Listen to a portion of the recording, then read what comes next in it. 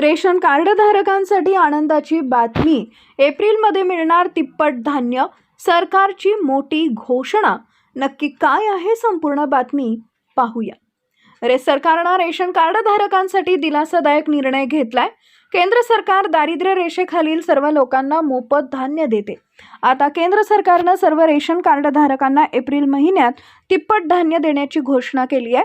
केंद्र सरकारच्या अन्न व सार्वजनिक वितरण विभागानं याबाबत माहिती दिली आहे. त्यामुळे पुढच्या महिन्यात 3 पट रेशन मिळणार आहे.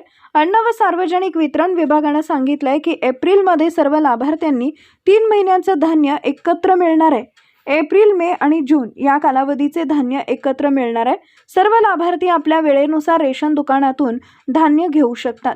दरम्यान सरकारनं हा निर्णय का घेतला याबाबत कोणती माहिती समोर आलेली नाहीये.